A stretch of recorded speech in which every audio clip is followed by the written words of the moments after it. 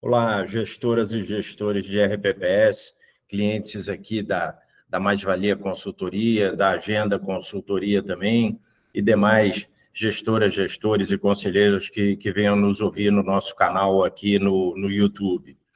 Eu estou aqui para bater um papo rápido com vocês. Hoje é dia 5 de abril de 2023, então a gente acabou de acabar o primeiro trimestre do ano de 2023.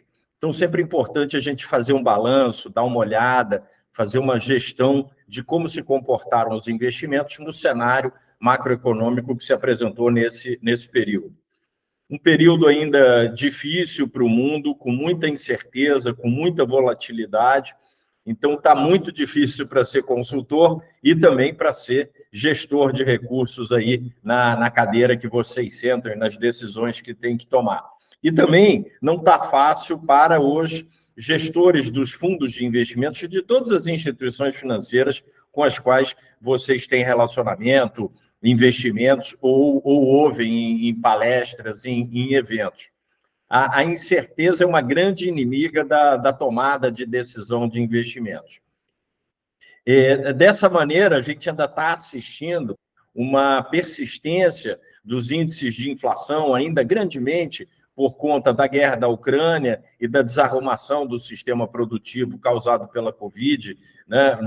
Nos últimos anos, a gente tem acompanhado isso.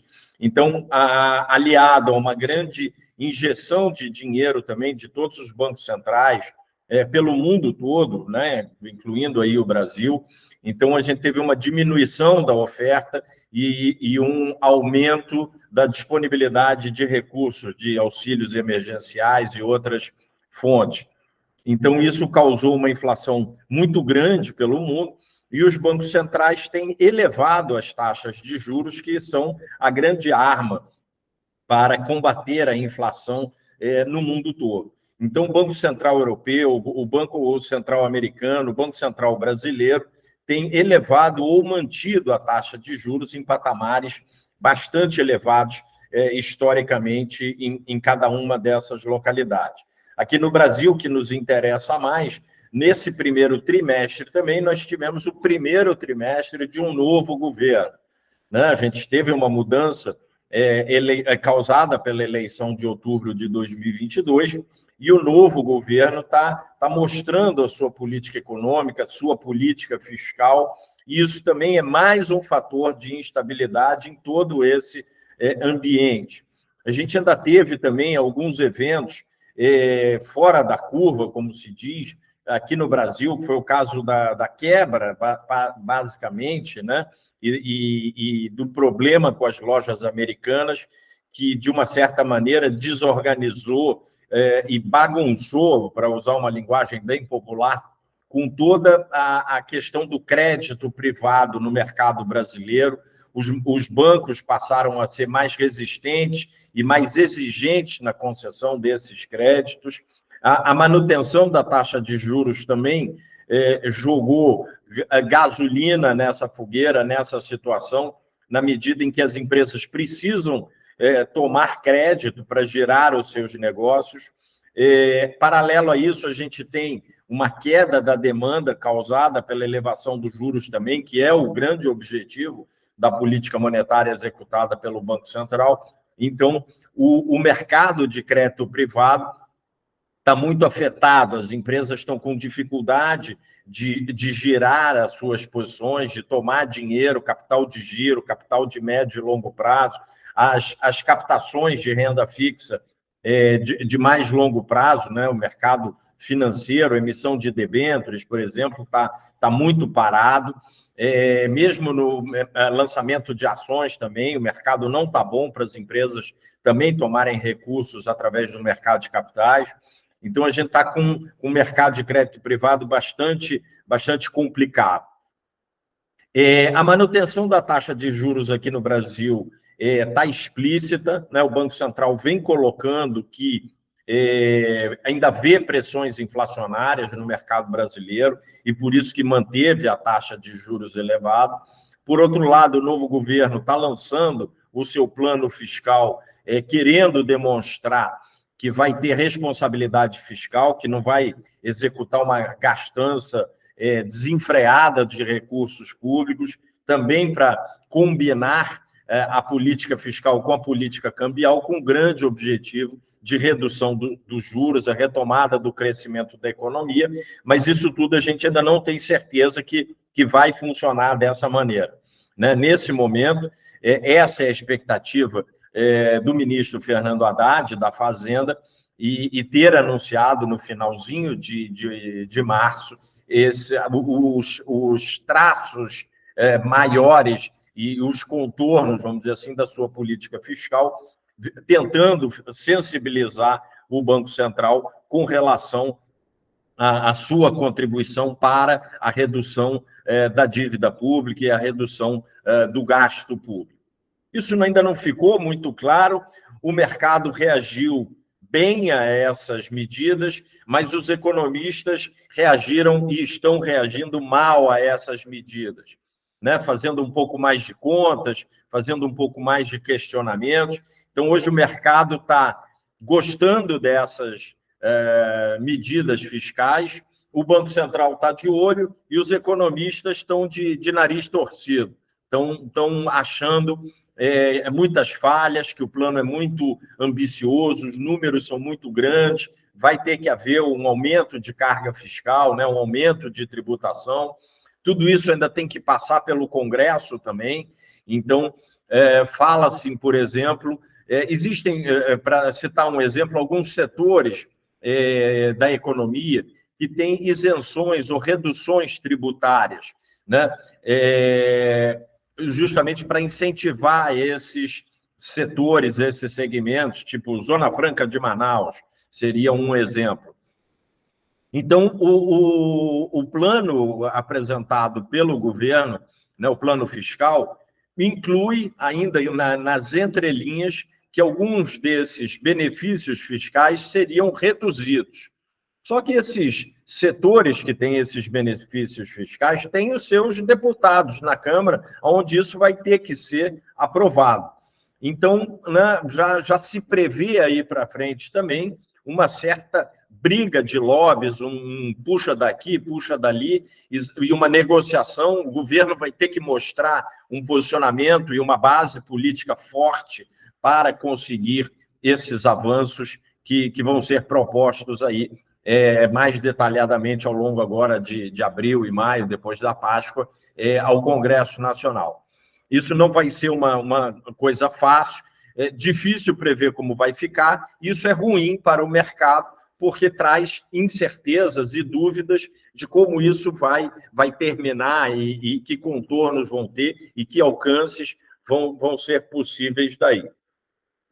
De uma maneira geral, como eu disse, no primeiro trimestre, as rentabilidades foram muito boas, principalmente as da renda fixa, né? Elas trouxeram, vou botar aí um quadro aí para vocês, mostrando os IMAs, como eles se comportaram. Então, a gente pode observar aí, os IMAs, eles estão com uma rentabilidade em todos os índices acima da meta atuarial de vocês. Está aí nessa coluna de ano, né? A gente consegue ver isso.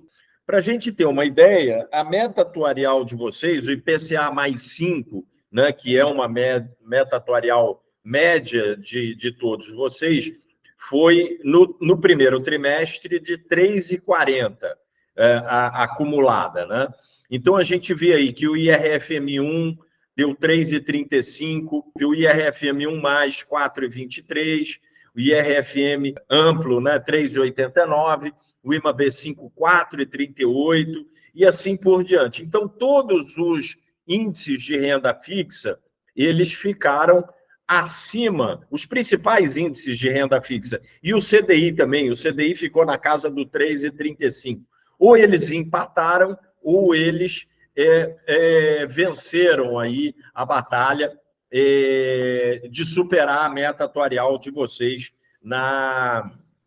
no primeiro trimestre de 2023.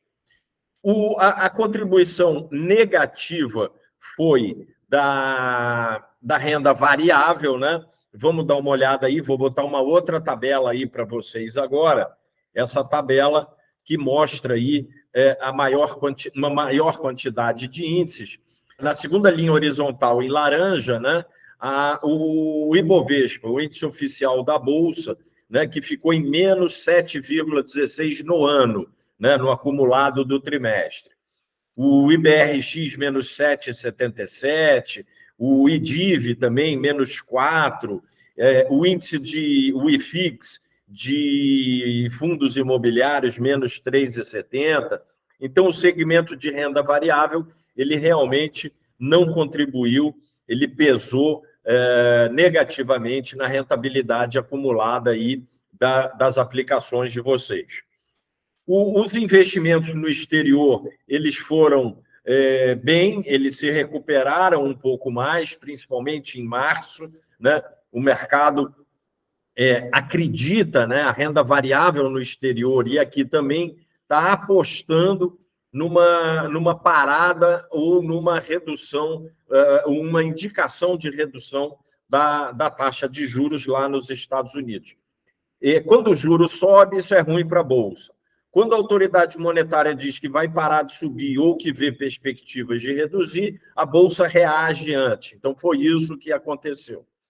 A gente aqui, na mais-valia, a gente ainda tem um pouco de dúvida se esse movimento não é muito otimista demais no exterior. Então, a gente recomenda bastante cautela nesse investimento no exterior, porque a gente ainda acha que o Banco Central de lá está bem firme, bem forte, e buscando combater a inflação de uma maneira mais incisiva e deve continuar elevando a taxa de juros lá fora. A inflação lá fora está em patamares bem altos, nunca visto antes, né? Mas os juros também sendo elevados também trazem problemas econômicos, então a gente ainda tem muita incerteza lá. A Bolsa aqui no Brasil, ela está, nesse momento, em torno de 100 mil pontos, 101 mil pontos. A gente acha que é um momento bom de entrar em Bolsa, né? Pode cair mais, pode cair mais.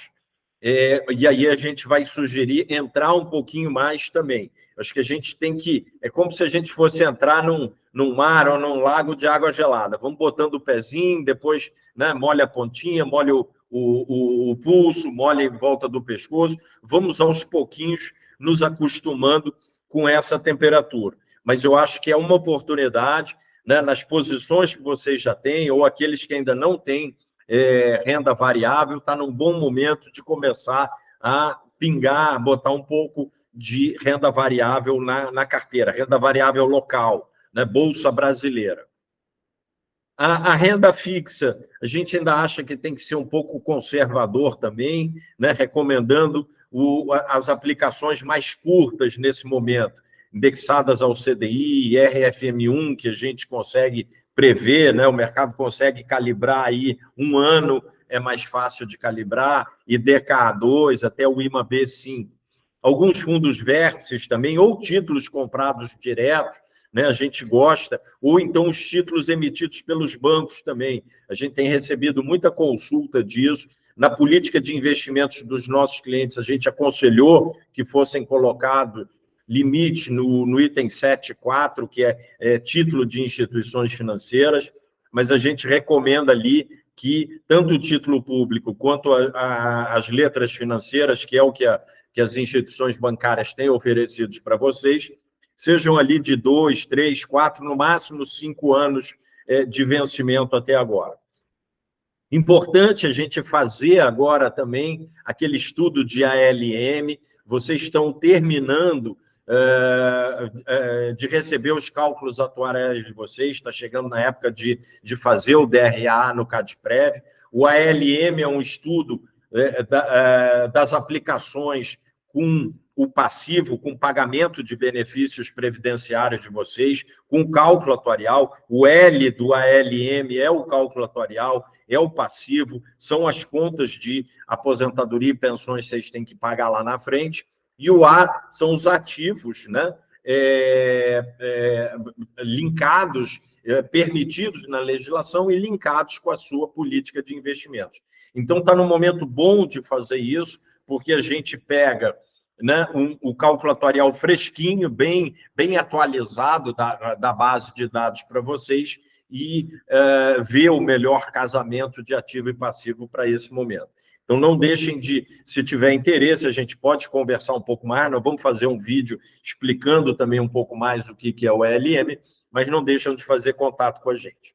Tá legal? Então, as recomendações, né, são essas, continuar na renda fixa curta, né, conservadora, o CDI e aqueles títulos públicos ou letras financeiras mais curtas, Bolsa Brasileira, entrar um pouquinho, né, aumentar as posições de quem já tem, e aí podem pedir indicações e análises de fundos que venham a ser oferecidos para vocês, esse é o nosso trabalho. E no exterior a gente ainda está com um pouquinho de cautela, a gente acha que né, cautela e canja de galinha a gente deve nunca abrir mão.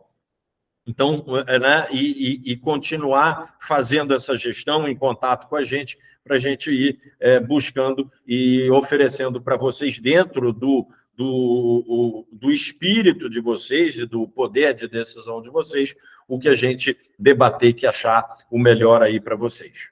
Tá legal? Vou ficando por aqui, agradeço aí a atenção, estamos aqui à disposição para debater com todos vocês, e no caso dos nossos clientes diretos, estamos aí já sugerindo ajustes e realocações táticas aí na carteira.